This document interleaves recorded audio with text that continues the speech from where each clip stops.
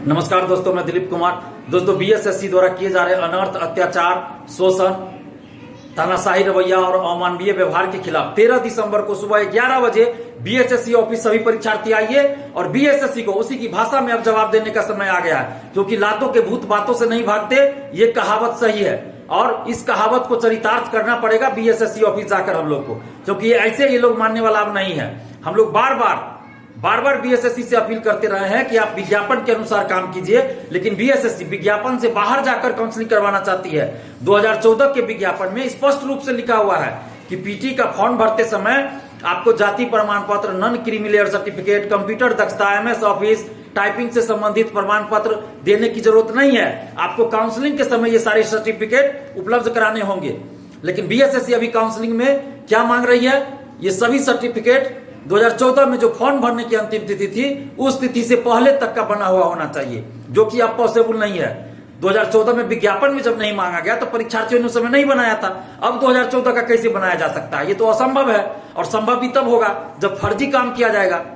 फर्जी सर्टिफिकेट बनाना संभव होगा, ओरिजिनल सर्टिफिकेट तो अब संभव नहीं है बनाना। तो बीएसएससी परीक्षार्थियों को फर्जी काम करने के लिए मजबूर कर रही है, और बीएसएससी और नीतीश सरकार एक साजिश के तहत ऐसा कर रही है ताकि परीक्षार्थी के पास ये सर्टिफिकेट रहेंगे ही नहीं और उनको बाहर कर दिया जाए। क्योंकि सरकार और बीएसएससी ये चाहती है कि ये बहाली ही पूरा नहीं हो, इसलिए ऐसा कर रही है ताकि इसमें सीट खाली रह जाए और अगली वैकेंसी में हम जोड़ के दिखा दे कि इतने हजार पदों पे हम बहाली निकाल रहे हैं। और इसीलिए देख लीजिए, आप लोग देखिए, खुद देखिए कि अखबारों में खबर आती है द्वितीय इंटर स्तरीय बहाली की वैकेंसी आ रही है इस महीना में, तो अगले महीना में। ये हर अखबारों में 2-4-10 दिन पे छप रहा है। क्यों छपाया जा रहा है ये सब? जब आपका काउंसलिंग का लिस्ट जारी होता है तो अखबारों में ये खबर क्यों छप रही है? सिर्फ और सिर्फ इसलिए छपाई जा रही है बीएसएससी और नीतीश सरकार के द्वारा, ताकि छात्र गुमराह हो जाए। एक बहाली तो पूरी हुई नहीं है, दूसरी वैकेंसी का लालच दिया जा रहा है। तो 13,120 जो सीट है, ये 13,120 पद ये भरना नहीं चाहती है। इसका मकसद है कि सीट खाली रह जाए। इसीलिए बीएसएससी को और नीतीश सरकार को यह बात अच्छी तरह पता है कि 99% स्टूडेंट्स के पास 2014 का डॉक्यूमेंट्स नहीं होगा, क्योंकि विज्ञापन में ये शर्त ही नहीं रखा गया था, तो परीक्षार्थियों ने उस समय बनाया ही नहीं। लेकिन अब मांगा इसलिए जा रहा है काउंसलिंग में, 2 बार नोटिस जारी करके काउंसलिंग में ये चीज मांगा जा रहा है। क्यों? ताकि परीक्षार्थी ये डॉक्यूमेंट्स उपलब्ध नहीं करा पाए और इस आधार पर इनको बाहर कर देंगे। तो ये सोच लीजिए कि आपको नौकरी देकर नीतीश सरकार और ये बीएसएससी नौकरी देकर आपसे नौकरी छीन रही है। तो क्या अभी भी आप घर बैठे रहेंगे? हम पहले भी आप लोग को चेताए थे, सावधान किए थे कि जब भी आंदोलन होता है आप लोग आइए, आंदोलन में नहीं आइएगा बीएसएससी मनमानी करेगी। लेकिन आप लोग नहीं आते थे। 15 नवंबर को भी याद कीजिए, हमने कहा था, लेकिन आप लोग नहीं आए। बीएसएससी देखिए मनमानी कर रही है।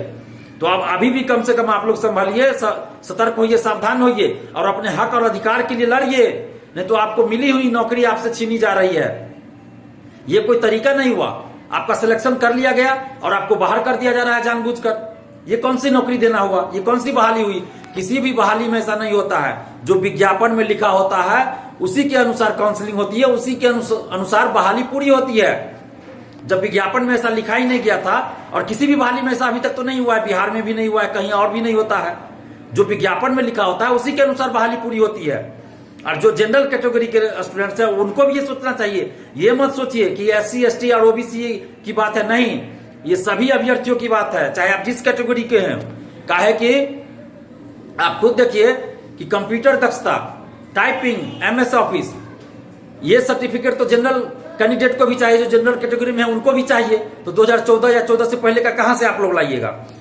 और caste certificate, non creamy layer, computer दक्षता, टाइपिंग, इस सब के आधार पे जिनके पास 14 का नहीं हो या 14 के पहले का, अगर उनको काउंसलिंग से बाहर किया जाएगा या काउंसलिंग के बाद बाहर किया जाएगा तो ये लोग कोर्ट निश्चित रूप से जाएंगे। कोर्ट जाएंगे और जाना भी चाहिए। क्यों नहीं जाएंगे? जब इनके साथ गलत होगा तो ये कोर्ट जाएंगे।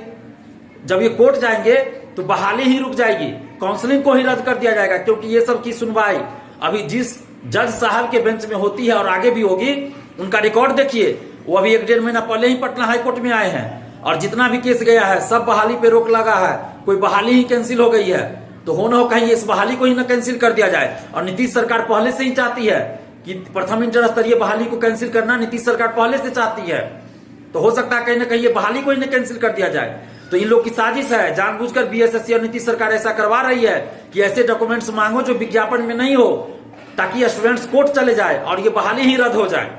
तो अब आप लोग सोचिए कि आप लोग नौकरी लेना चाहते हैं या इस बहाली को रद्द करवाना चाहते हैं या काउंसलिंग को रद्द करवाना चाहते हैं और बहाली पे रोक लगवाना चाहते हैं, ये आप लोग सोचिए। अगर आप लोग घर बैठे रहे तो निश्चित रूप से काउंसलिंग जो हो भी जाएगी तो काउंसलिंग को ही रद्द कर दिया जाएगा, हो सकता है बहाली को ही रद्द कर दिया जाए। तो फिर आप लोग जो 7.5 साल से इंतजार कर रहे हैं, तो आप लोग का जो ये लंबा समय का इंतजार है, आप सोचिए कि आपको कितना दुख और दर्द होगा, तकलीफ होगा। आखिर 13,120 पद है, 13,120 परीक्षार्थियों को नौकरी मिलनी चाहिए। हम ये नहीं चाहते कि बहाली रद्द हो या कि इस पे रोक लगे, लेकिन अगर विज्ञापन से बाहर जाकर अगर कोई काम बीएसएससी करेगी तो निश्चित रूप से जो लोग बाहर होंगे वो तो कोर्ट जाएंगे, वो कोर्ट जाएंगे ही। आप किसी को मना भी नहीं कर सकते हैं, हम भी मना नहीं कर सकते हैं। जिनके साथ अन्याय होगा वो न्याय के लिए कोर्ट की शरण में जाएंगे ही। और कोर्ट क्या देखेगा?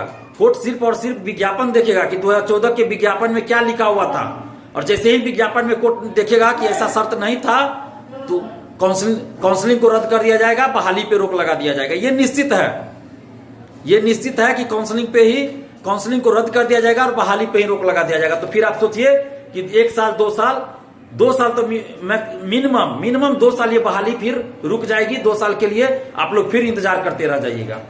तो अब आप लोग सोचिए कि क्या करना है, बहाली को रोकवाना है या बहाली को पूरा करना है। क्योंकि हम तो चाहते हैं कि जितनी जल्द हो ये बहाली संपन्न हो, पूरा हो, क्योंकि 7.5 साल लंबा समय होता है। 7.5 साल से आप लोग इंतजार कर रहे हैं। तो आप लोग सोचिए, मुझे जो कहना था, जो तर्क था, मैंने सारा चीज बता दिया।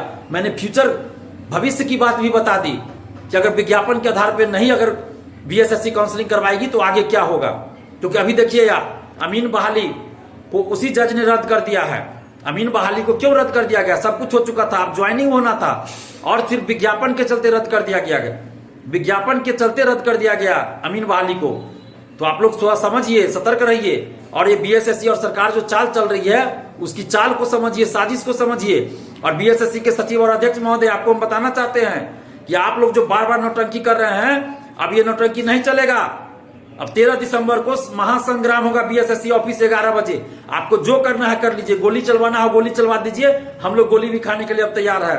और जितने भी परीक्षार्थी, आप सबसे कहना चाहते हैं कि आप लोग घर मत बैठे रहिए अब, क्योंकि अगर आप घर बैठे रहिएगा तो आपके हाथों से नौकरी छीन रही है।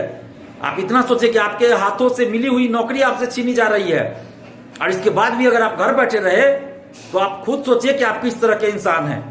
हम इससे ज्यादा आप कुछ नहीं कर सकते हैं। लेकिन बीएसएससी के सचिव ने जो छल किया है, बीएसएससी के सचिव ने खुद कहा था कि हम जाति, नॉन क्रीमिलेयर और टाइपिंग, स्टेनो, कंप्यूटर दक्षता से संबंधित नोटिस जारी करेंगे, जिसमें यह लिखा होगा कि 2014 के विज्ञापन के अनुसार ही काउंसलिंग होगी। लेकिन बीएसएससी के सचिव ने छल किया है। सचिव महोदय, आपने हमसे छल किया है, याद रखिएगा। दुर्योधन ने भी छल किया था जब शांति का संदेश लेकर गए थे कृष्ण जी, तो दुर्योधन ने छल किया और उसका परिणाम क्या हुआ ये सारी दुनिया को पता है।